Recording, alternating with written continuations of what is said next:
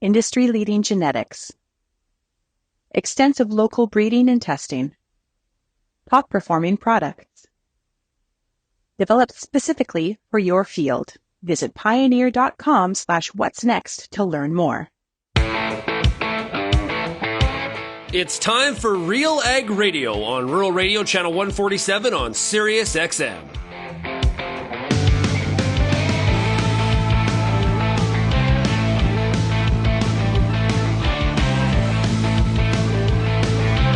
RealAg Radio and RealAgriculture.com is your home for insight and analysis of the issues that are impacting your farm business.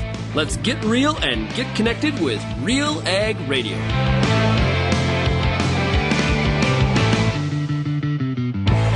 Welcome to RealAg Radio here on Rural Radio 147, Sirius XM. Shaun Haney, your host here on this Thursday edition of the show. Hey, thanks so much, everybody, for making RealAg Radio and Rural Radio 147 a big part of your work day. And, of course, today is the Farmer Rapid Fire because it's Thursday, and that means one thing. It is brought to you by Pioneer Seeds Canada. Let me tell you about Pioneer brand canola with Optimum Gly, the highest-yielding glyphosate-tolerant trait on the market. What's next in canola happens here. Go to pioneer.com/Canada to find out more. Today's guests on the Farmer Rapid Fire, we're going to be talking to Mark Maclean out of Ontario. We've got Fred Grieg out of Reston, Manitoba. Keith Fournier is out of Saskatchewan. Franck Groeneweg is out of Three Forks, Montana. And our Pioneer agronomist today is John Seliga out of Southwestern Ontario. If you have any feedback, send me an email, shaney@realagriculture.com. You can find Real Agriculture across all the different social media platforms. And of course, there's also the option of calling the Real Ag feedback line, 855-776-6147. And we start this week's Farmer Rapid Fire in Port Albert, Ontario, and we're talking to Mark Maclean. Hey, Mark, how we doing? Good. How are you, Shaun? Pretty good. Hey, we haven't chatted for a while. How are things going? It's good. It's good. I think last time I talked to you was maybe back July, August area time frame. I'm not too sure. Yeah, we've lots has happened since then. Yeah. How's harvest going?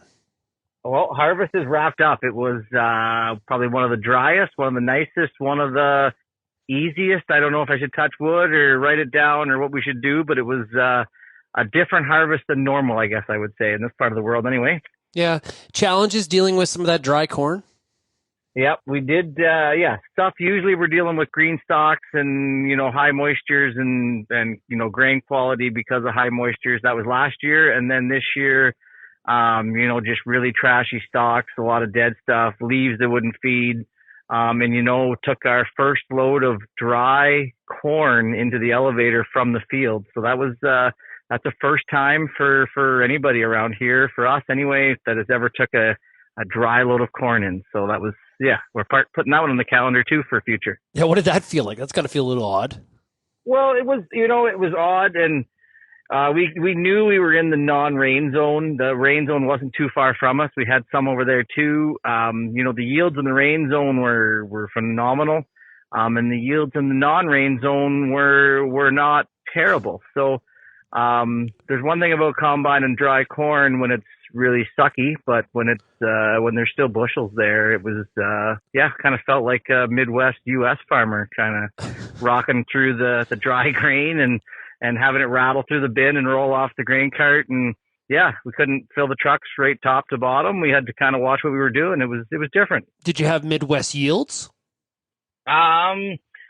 There was some places that did, but they were back in the wet zone. And then, I would say the dry zone was no slouch. There's no complaints, on our side of it for sure with the yield side, but, we weren't quite up in the upper echelon just yet. Yeah. Fall work. What do you got happening there before we start to get a bunch of snow flying? Actually, the one thing is we just can't sit still. So there's always something to do. We're demoing a bunch of tillage equipment. We're just looking at different stuff for next year. And how we can handle this and how we can do that differently. And, we're actually, it is still so dry in this part of the world that we're working through some leveling passes here, trying to see if we can save some time in the spring. We don't know if it's going to save us time in the spring, but, some of that first pass cultivation, maybe we can knock some tops off to get irrigators rolling faster in the spring and stuff like that. So it's just, I don't know, we're we're experimenting, I guess. Well, I read an article that there was an analyst expecting that we've kind of hit the bottom of the market when it comes to used prices. I'm not so convinced. I don't know. I get the sense this is a buyer's market, and in a buyer's market, prices tend to go lower. Well, and we dabble in a bit of machinery, and it's interesting to watch auction sales and different stuff as they go on right now. Some stuff's still too high, some stuff's interestingly low, and the argument's always on. Everybody hates John Deere and their X9s, and they look how cheap they are, and and look how much the new ones are. But nobody really knows what selling price is, and nobody knows what trade-in value is, and nobody knows what the actual value is on some of that stuff. So it's sitting on the fence watching. I don't know what'll happen in this equipment market as we watch the commodities market and the fertilizer market. Like, where is the farm economy going? I know Trump was elected or possibly elected today, or however they decide that. We won't know, I guess, for a while. And how is that going to affect the world market and the grain market and really the farmer's bottom end at the end of the day? Yeah, I was talking about this earlier this week. It was yesterday for our Canadian Farmer Sentiment Index, and one thing that stuck out to me was, now it's still negative, but farmers seeing an improved environment for investing in capital. So whether that's, machines or land, buildings, and I think a lot of that's tied to the interest rate, and we're talking about more, the Bank of Canada is talking about more rate cuts. That's good for farms, especially if you've got some debt on the balance sheet. Well, yeah, and that's for sure. A lot of, land price in our area for sure is always going up, and they don't make any more of it. So that's one thing, that's going to always pressure on land price. So when you see a bunch of people, stretched out on buying land and stuff like that, and you get a few interest rate hikes, that really starts tightening in the belt. And then that has to come from elsewhere, whether it's machinery or expansion on the other end. So yeah, like when you look at the farm economy that way, we get some relief on some interest rates and stuff like that. It kind of helps the situation out and helps those farmers spend money. Farmers spend money in the economy. Essentially, it's an economy driver. Yeah, no doubt. So if I was to ask you in the next 12 months, is land prices going up, staying the same, or going down? What would you say? I would say the land price will stay the same. I think it's probably ran into a bit of a stagnant area. At that point, I think we're past the COVID runs. We're past that kind of weird market that was, and we're going to correct a little bit. A lot of land's changed hands in the last 12 to 18 months. And then I think it'll just sit for a little bit, and then we'll see where the market, like the crop market, commodity markets and different stuff kind of shelter out at that point. And then we'll see where the market, I don't know if you see much land going backwards, but I think you'll see a lot of people being wiser with their pennies for sure. Yeah, it's interesting. So in the Canadian Farmer Sentiment Index in October, we asked about land prices, and I can tell you 10% of Canadian farmers said that they thought land prices were going down. Yep. I bet you there's a lot less people a lot less farmers are looking to spend more money on land for sure. Yeah. So you take people out of the market price should go down. 36% said up, and you said same. That was about 54%. So that was the breakdown. If you thought it was going down, the majority of people that thought it was going down thought it'd be a 6 to 10% decrease. That seems that's pretty stiff. That would be bad for farm. That'd be bad for agriculture, man, if that happens. And it depends what side of the sheet you want to be, and if you want to talk to the banker, do you think your value is going to go up or is the value going to go down? Yeah. And if you thought it was going up, about the same amount thought 5% increase versus 6 to 10%. So. We'll wait to see what FCC's land value report says for 24 here in Q1. You mentioned the U.S. election. What kind of impact, as a Canadian farmer, what kind of impact do you think it has? We had surveyed farmers. There was about 37% that thought Harris would be better for Canadian ag versus 17% Trump. It looks like it is going to be President Trump.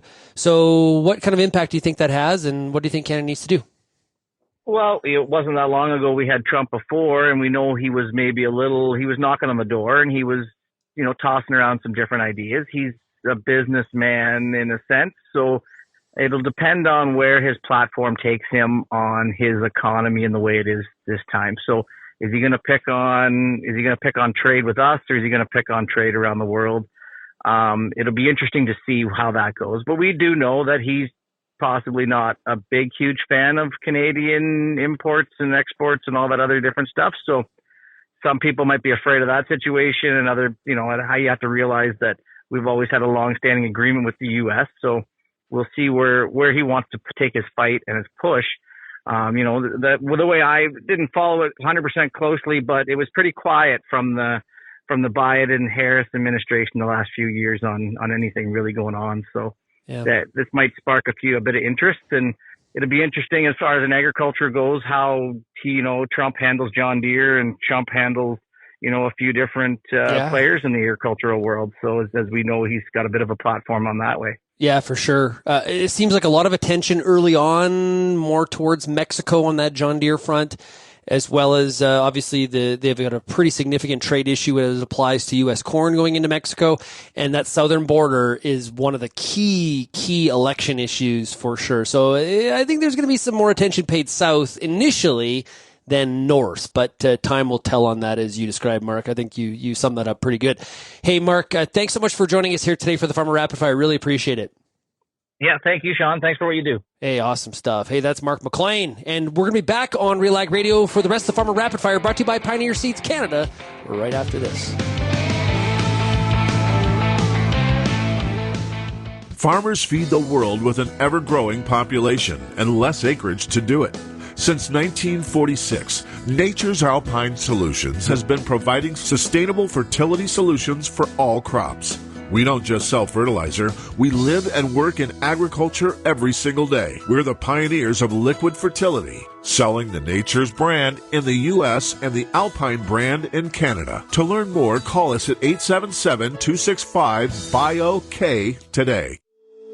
If you're involved in the agriculture industry, it's important to stay informed on all the latest issues affecting your business. At RealAgriculture.com, we offer fast, reliable news, information, and insights to help you keep on top of all of the latest in Canadian agriculture. Visit RealAgriculture.com and sign up for our free daily newsletter covering everything from news, agronomy, animal agriculture, and much more. Visit RealAgriculture.com/subscribe today.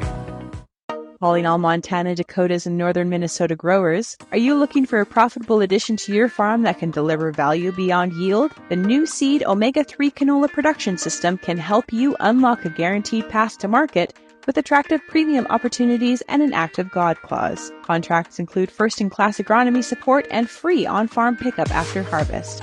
Contracts are available now. Commit early to maximize your opportunity. To learn more, visit omega3canola.com.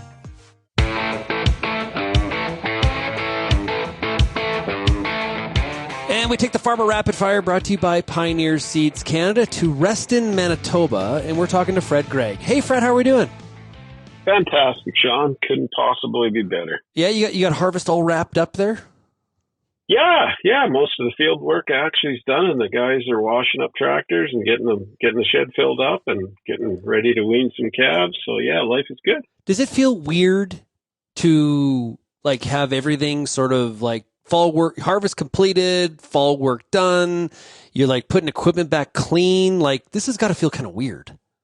Yeah, totally. Normally, you're kind of racing around because your hair's on fire a bit to get everything done up that you absolutely have to do. And yeah, we were able to pretty nice pace actually. So it's one of those perfect falls, I guess.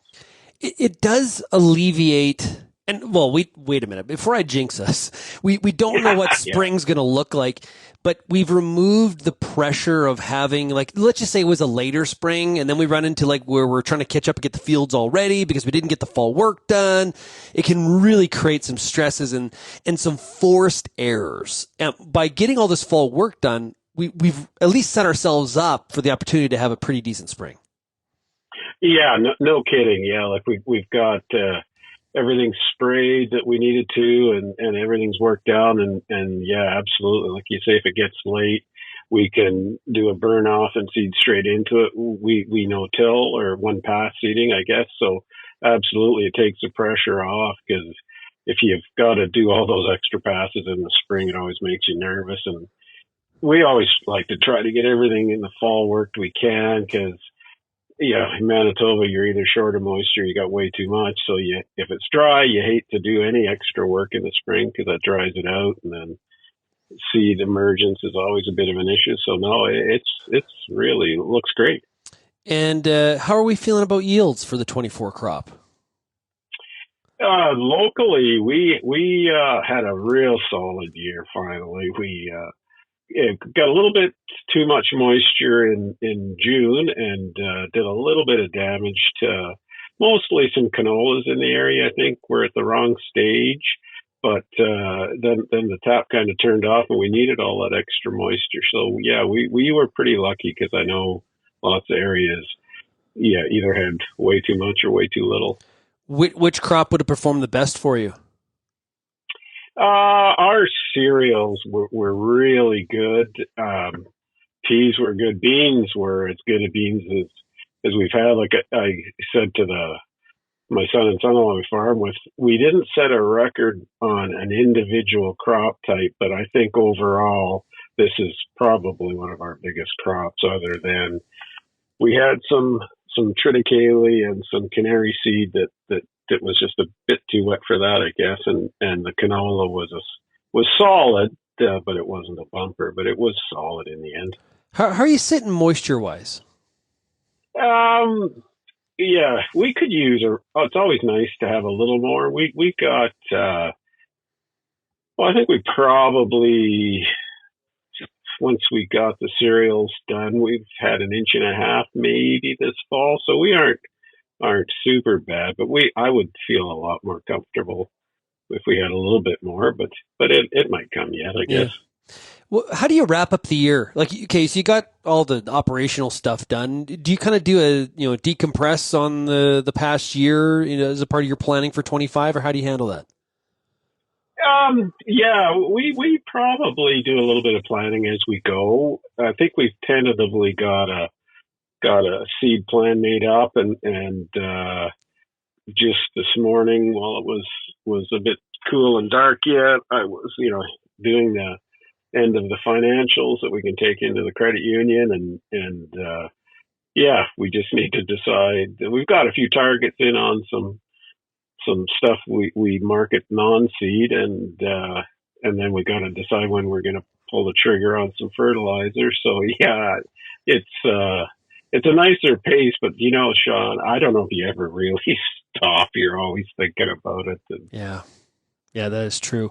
You mentioned fertilizer and commodity markets. With our Canadian Farmer Sentiment Index results for October, we chatted about earlier this week on the show.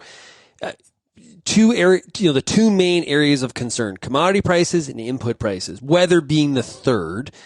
This is farmers across Canada. No surprise, those are the two things that you just brought up. Yeah. It's we're tend to be a real positive group. So as long as the budgets look like we can turn a profit, it's full speed ahead. But it's interest rates are at least have leveled off, starting to sneak down. But the costs are up. Yeah, and so everybody's a little bit more concerned, and rightfully so. I think it's time to be prudent and cautious, and keep a little cash around is never a bad thing. What's interesting, Fred, though, we asked farmers about we give them a list and, pick the top 3 things in terms that create optimism for you. And I was a little bit surprised by the first. Okay, 60% of respondents, their number one, or one of their choices was increased yields or production efficiency. So farmers clearly thinking they're going to be able to get some efficiency as they look ahead to the next 12 months. That stuck out to me because the second most popular was cost of borrowing at 40%. That's no surprise because interest rates are going lower. But the increased efficiency, apparently there's some things happening on the farm that guys think they can make some improvements on.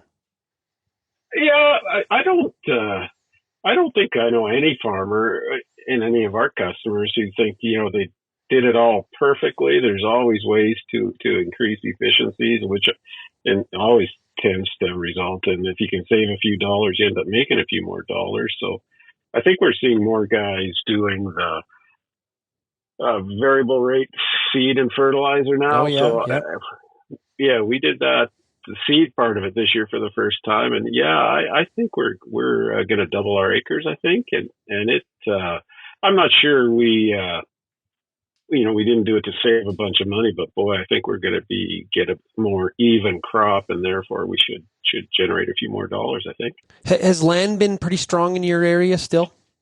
Crazy strong. Yeah, crazy strong. Really? Yeah. Do you think in the next 12 months it's going to go up, same, or lower? I think it's probably flattening out.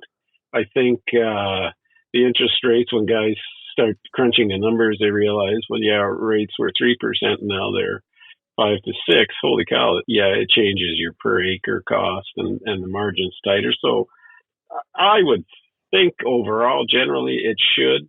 But yeah, there'll always be those. If a quarter comes up next to me that I want to finish a section out or something, it doesn't seem to matter what it costs.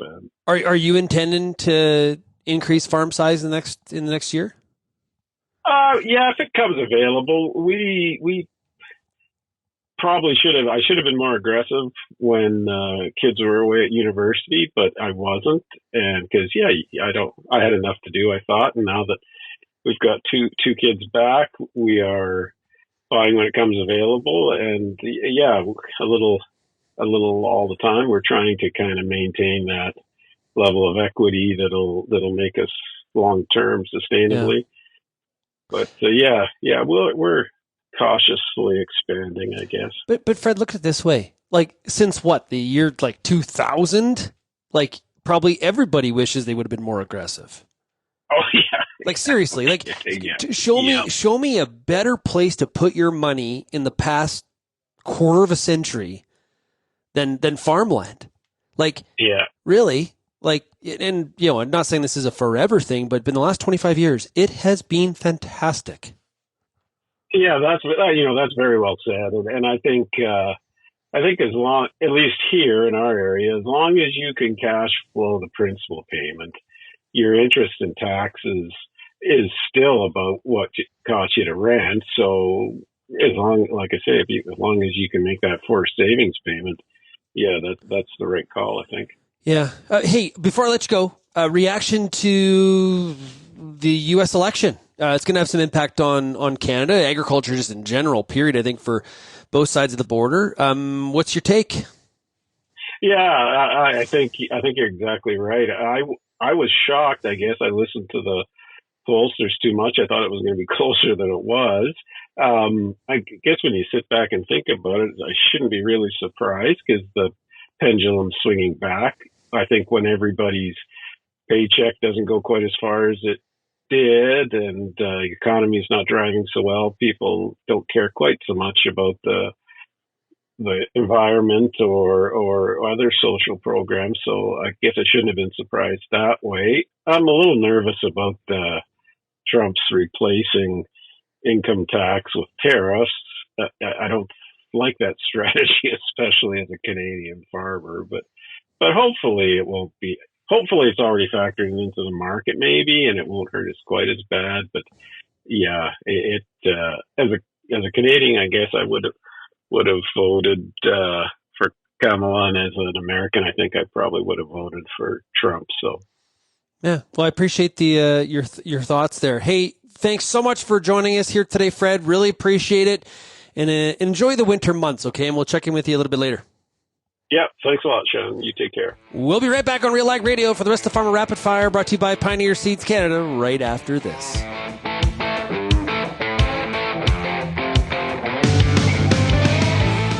We're going to talk to Jack Legg, SGS's Business Development Manager. Yes, so at our facility, we're predominantly testing for nutrients. So soil testing for fertility to manage crop production. But SGS also has many different labs in the network, so we can help out from an environmental standpoint. Maybe it's heavy metals testing or contaminants. We've got seed testing capabilities. You can find out more about SGS to help you elevate your business by calling 1-800-952-5407.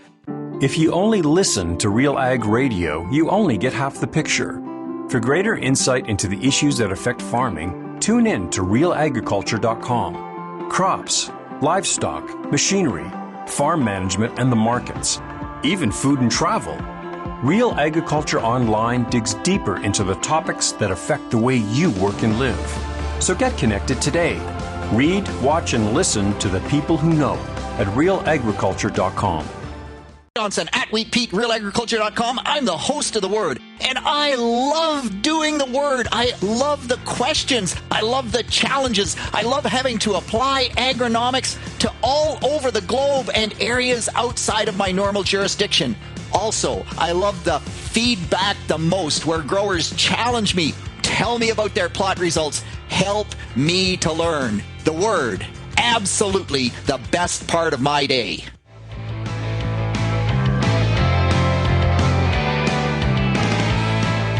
And we take the Farmer Rapid Fire into Lone Rock, Saskatchewan, and we're talking to Keith Fournier. Hey, Keith, how are we doing?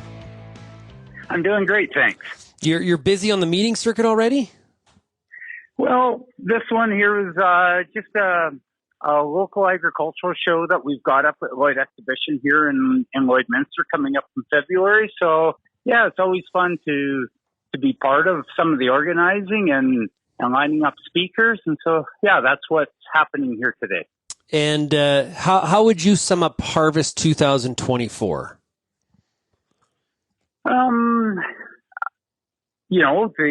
As far as logistics go, it went really smooth. Anytime we don't have to grow dry grain, it's always a great thing.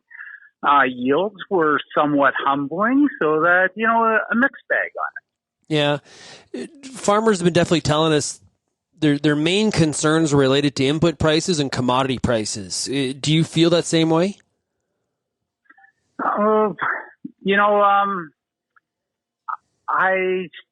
I mean, they are of a concern, but I guess, I'm of that vintage. I've been through a few cycles. And so, to be concerned about it, like you just adjust your farm plan, your financial plan on your farm to accommodate it and take in some risk. So to me, it's just part of the farming. Yeah. Do you see yourself making any changes for 25 based on some of those experiences that you talked about that you had, you got numerous harvests under your belt, right? Draw on those experiences. What changes will you make for 25 then? Yeah, I guess, part of it, one of the changes, sometimes when the cash flows tighten up on the farm, you just, you don't kick as many tires, and, those long-term investments, if you've got to kick those down the road a little bit, you could do that. And so just a matter of being flexible in that way, just so that the cash flow works out. I found for myself that, I don't find a whole lot of benefit in cutting back inputs. It's more or less those long-term purchases that you could just kick down the road. They're the easiest ones to adjust on. Now, with interest rates coming down a little bit, though, it does make some of those investments a little bit more, I guess, cost effective potentially if you do have the healthy balance sheet. Yeah, for sure. That the interest rates could play, a big factor. And if you're having to, a large piece of equipment, you're having to borrow money on it. The interest rates do play a big role in that. So yeah, I mean, those are all parts to factor in. I just find that the sentiment, when input prices go up and the grain prices aren't as favorable, the sentiment's lower. And so, yeah, farmers just naturally tuck in their horns a little bit. And, I mean, you can really see it in some of the auction sale prices here this fall. Yeah. You've been seeing that? Well, I've seen it. Like, I don't follow it closely, but, on Twitter or the new, I guess it's X now, you see lots of posts where that used equipment just isn't fetching that top dollar that it was before. And I think that just comes back to farmers just being a little bit more cautious and wanting to keep some risk off the table because of the uncertainty. Yeah, maybe a little bit more inclined to hold on to that piece of equipment, maybe, another year, get another harvest or another planting or seeding out of that that piece and then thinking about it again? Yeah, for sure. I mean, we've had a pretty darn good cycle here the last few years, and I think there's a lot of farmers have taken that opportunity to upgrade their equipment. So yeah, I think most farms are probably sitting in a situation where they can kick that can down the road on some new equipment purchases. Yeah.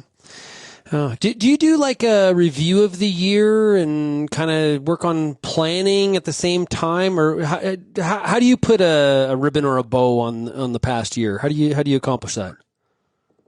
Yeah, so I mean the planning sort of goes year round. My planning this year is a little bit different in that I've got the next generation is starting to come into the farm. So all those decisions that I had made and the plans I had made before are now, having to going to that point where you're sharing those and sitting down at the table with the next generation and making that decision together. So yeah, that's personally for my planning, it has changed some in that way. Has it been hard for you to let go of some of those decisions? Because I think for a lot of farmers it is, and for other farmers it's not. Yeah, for myself, it's not. In fact, I'm looking forward to sharing in on some of those decisions, to be able to have someone else in on that conversation, and just to have other family members or other farm partners to be able to bounce some ideas off of. Oh, so who's coming back to the farm? So that's my daughter and son-in-law are coming back in. So really excited about that. Good. That's great news. That's awesome. Yeah, they and they've each had their own careers, but farming has always been a big part of it. And I as farmers are so proud to to have that family farm, and if the opportunity is there to see it carry on, I think most farmers are excited to see that happen. So, as you mentioned, they both worked off farm for a period of time. There's benefits in that. Oh, for sure there is. I find one of the biggest benefits is when they make the decision to come back on the farm, they know what else is out there, and they're more committed to that. They'll still keep their jobs, just try and be more flexible in it. But until it gets to the point that the farm accommodates them both on their full time. But I mean that some of those decisions is when that happens. Well, those decisions will be theirs to make, and yeah, I look forward to just participating in the farm with them making some of those decisions. That's pretty awesome, Keith. Congrats on that. That's a great success story. So congrats to you. Yeah, that's great. Yeah, thanks, Shaun. Yeah. Wanted to finish up. We got to get your reaction as a Canadian farmer on the U.S. election. What's your reaction to that? How do you think it impacts agriculture?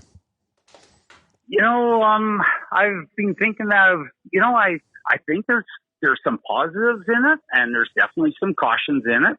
Like I'm on the Sask Oilseeds board, and growing as a canola grower.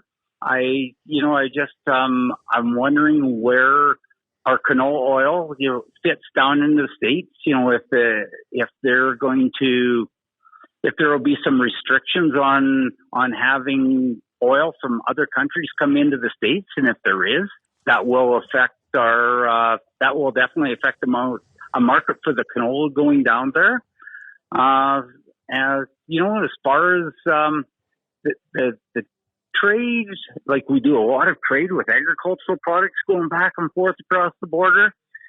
I try not to get too concerned about it because it's really tough to predict of what's going to end up happening. And to me, my thoughts are just remain flexible on it, and it's something that's out of our control, and just keep our own operations flexible so we could take advantage of maybe some opportunities that come up. Yeah, roll with the punches, pay attention, and see some of those opportunities as they prop up. I like that. Nice attitude on that front. Absolutely. Well, hey, Keith, I'll let you get back to your meeting. Thanks a lot for stepping out and joining us here today for RealAg Radio and the Farmer Rapid Fire. Thanks so much. Yeah, okay. It's been a pleasure, Shaun. Thank you. We'll be back with more of the Farmer Rapid Fire, brought to you by Pioneer Seeds Canada, right after this quick break.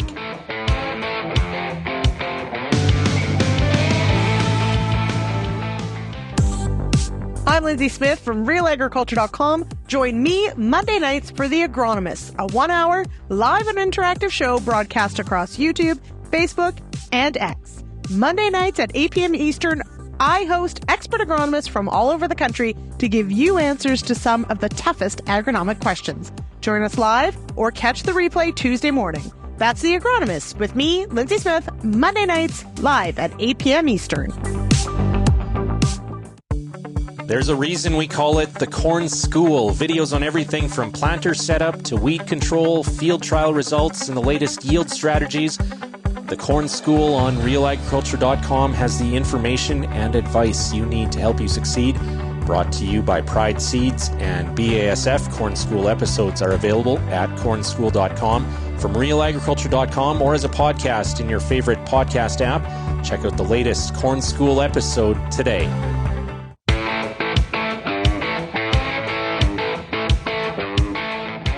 And we took the Farmer Rapid Fire, brought to you by Pioneer Seeds Canada, to Three Forks, Montana, and we're talking to Franck Groeneweg. Hey, Frank, how's it going? I'm doing fine. Good to hear from you, Shaun. Yeah, life's good in Montana? Well, it's pretty good. We're not in winter yet. It's beautiful sunshine right now, and I suppose we're going to get into some snow sooner or later here, but we're enjoying the weather just the way it is right now. Yeah, absolutely. Well, and also, like, for a lot of, like, the mainstream world, new season of Yellowstone comes out this week that'll put Montana right in the focus of a TV show. So that's back. So a lot of people are excited about that, including my wife. It's going to be really something. Yeah, you bet. And you know what? They actually, this past summer, they filmed a portion right on the highway in front of our farm. And it's probably going to be used for 2 or 3 seconds. But that was interesting to see, the whole rigmarole of them filming a little portion of a movie like that or a film. That's pretty cool. Yeah. Wow. Yeah, that's neat.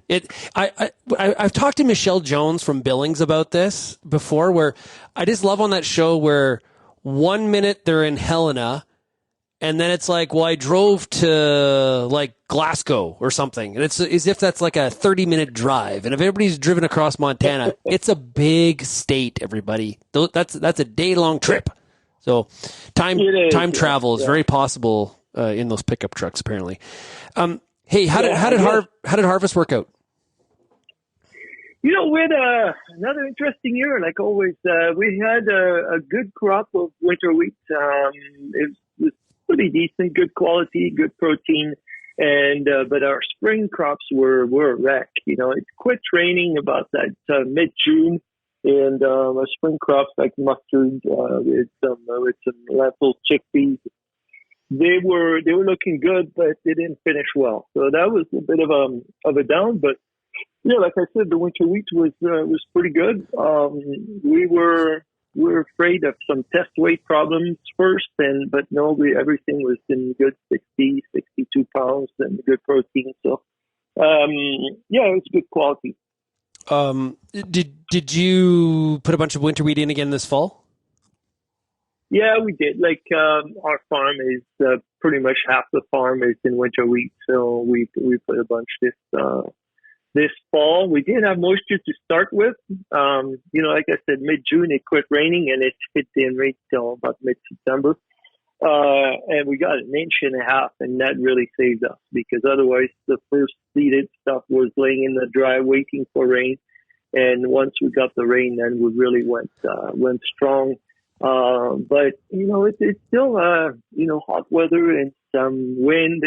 It actually was sucking the moisture pretty quickly, and some of the last seeded stuff we were happy to have another 0.5 inch that came a little later, and that was helpful too. So right now the winter wheat looks pretty good. Not as good as last year, but in pretty decent shape. Yeah, one of the things when I drive through Montana, and do that reasonably often, going to the Great Falls Airport, you do notice still some chem fallow. And Oh yeah. Like, are you rolling with some chem fallow? And explain kind of the strategy there if you are. Well, I guess prior to moving to Montana, I never fallowed in my life, right? And the stuff we had in Saskatchewan, we had taken on a lot of land that was 2/3, 1/3, and we went continuous cropping. So for me, it was hard to do, but you don't change habits. You know, people have survived for 100 years here. You don't switch it overnight like that. So when we started, we were 2/3, 1/3 here with chickpeas and winter wheat and a year of fallow. And the idea is, to keep it clean, but the main thing is try to store some moisture. And with 12 inches of total precip, which is probably 4 inches equivalent in snow and 8 inches of rain, some people say, well, that's quite a bit, until they look at their own. In Saskatchewan, we're at 16 inches total precip. Yeah. So that 4 inches less, that's the equivalent of about 30 bushels worth of grain, because it takes 7. You can make 7.5 bushel of wheat with 1 inch of moisture. So if you're right on the limit, a year, if you continue crop here, you could actually raise the crop but have nothing to put on in the heads, right? So that's the idea of the chem fallow. The problem is if I do side by side from continuous crop to fallow ground, like the next year's winter wheat, is probably about 15 bushels less. So that's what we're trying to do. Actually, we're trying to go to continuous cropping with better crop rotation and the whole regen agriculture practices. And we are counting our goal is 35 bushel wheat in continuous crop with a rotation of chickpeas, mustard, lentils. And then fallow would be probably about 50 bushel would be the yield goal on that. So, for an extra 15 bushels, have 1 year of chem fallow, counting your fixed costs and the passes. It's pretty tough to make that pay with 15 bushels. Is there any help or payment? Like, do you get any payment for leaving that into fallow, or like taking it out of production or anything like that? Not at all. No, these are, they're the general practices. Now, yeah, I mean, I see what you're saying here from the Canadian standpoint. Yeah, us U.S. producers, we're getting checks all the time, right? It's the good old joke. I didn't say that. You just said that. Whoa, Frank. But I could just hear it in your voice, and I could hear all the listeners there in Western Canada just saying like, oh yeah, these guys, they're getting all that money out there from the government. But wait a minute, Trump is coming. He's going to cut that all, right? Anyway. Well, hey, okay, so I love chatting with you. Oh, I love it. Okay, now speaking of Trump, impacts from the election. Clearly farm country across the United States, including Montana. Montana also has a new senator, Senator Sheehy. Tester is from Big Sandy, is put out to pasture, so to speak, I guess. What's your reaction to the election last night? Well, I mean, I like where it's going from just a common sense standpoint. I mean, I like that, but no doubt in the back of my mind when I hear Trump talk about tariffs, that part on the farm economy was not super friendly in the last generally when Republicans are in, and it's interesting that farmers and myself included, we tend to go more the conservative side, and then possibly when it comes to farm payments and farm subsidy, we're probably better with a Democrat type of government.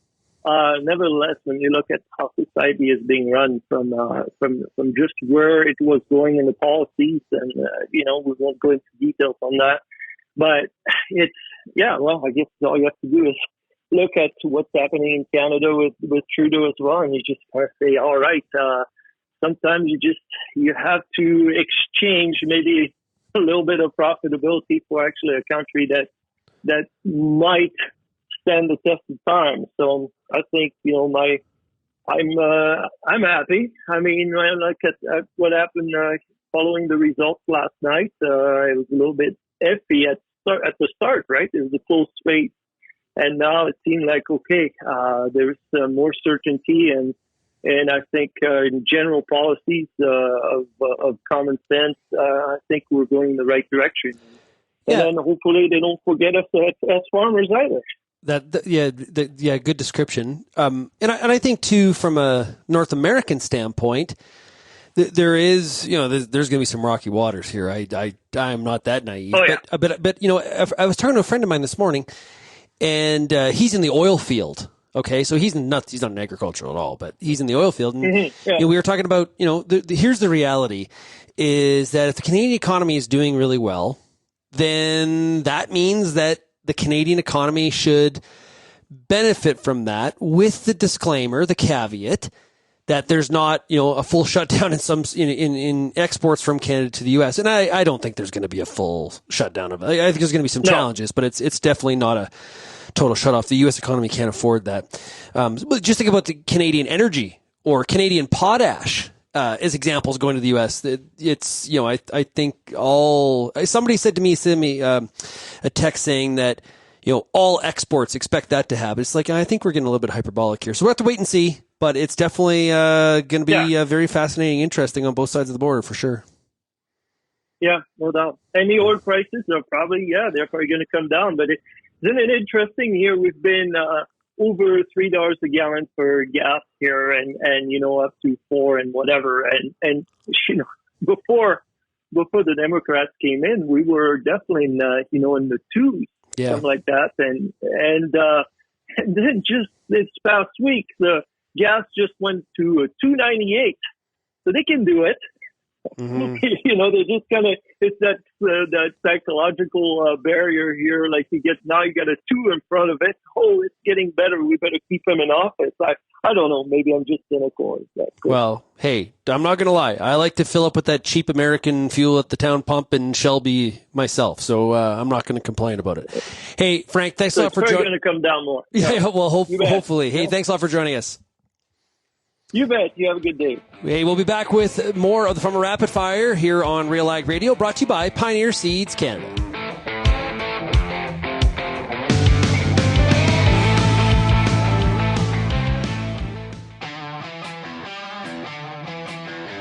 Advanced canola trait technology is here. And it's soon to be the talk of the town. Optimum Glide delivers excellent yield potential and agronomic trait performance. Improved crop safety. Enhanced weed control. And a wider window of application. You're going to want to see this. Learn more at OptimumGlide.ca. What were the issues in your fields this year? Did you do a soil sample? What is your soil sample telling you about some of the nutrient issues that you might be having going into next year? What herbicides did you use? What residues you might be concerned about? What weed issues did you have? What crop residues did you have? How well do you know your fields? Get the answers to all the questions you have about your pulse crop at the Pulse School on RealAgriculture.com.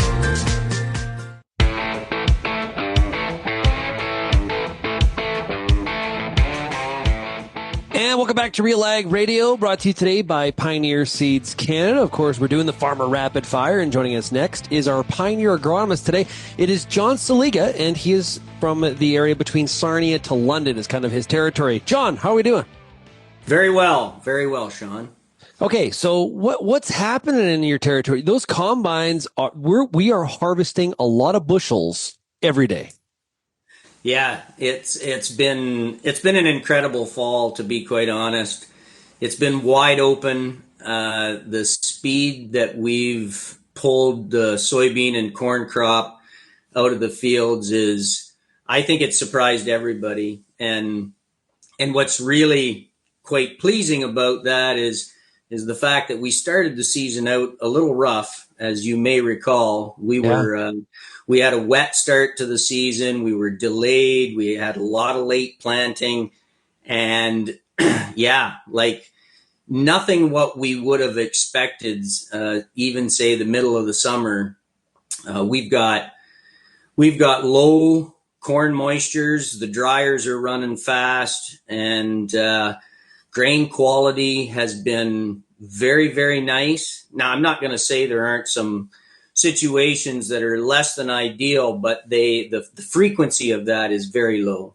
What's the less than ideal situations? Is that tar spot? Well, tar spot impacted all of my territory. Like anything southwest of Toronto, we had a very, very good infection of tar spot, and it impacted the crop to a fairly strong degree. Thankfully, we've had enough experience with this that a lot of the acres did see a fungicide application, and we're seeing, anywhere from 15 to 70 bushel differences between sprayed and unsprayed from tar spot. Obviously it depends on that initial genetic tolerance for the hybrids that are selected by the growers.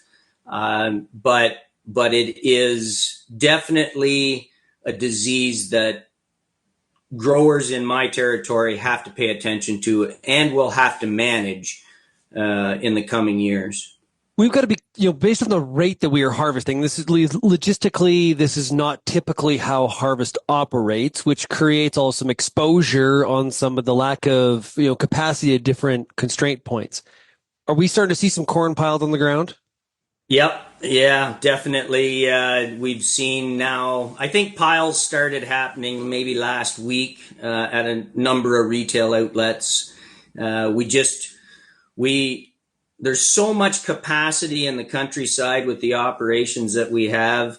The retailers just, they can't hold it all anymore. And even with operations building their own storage facilities, it still puts constraints on the system. So we're gonna see piles for a while, but that's not out of the norm necessarily. Just it's pretty early this year. Early November is strange to see piles, and I mean, yesterday and today we're hitting 20 degrees, which is pretty warm.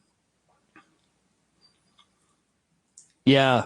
Is there concerns about that? Like, does that create any issues at all?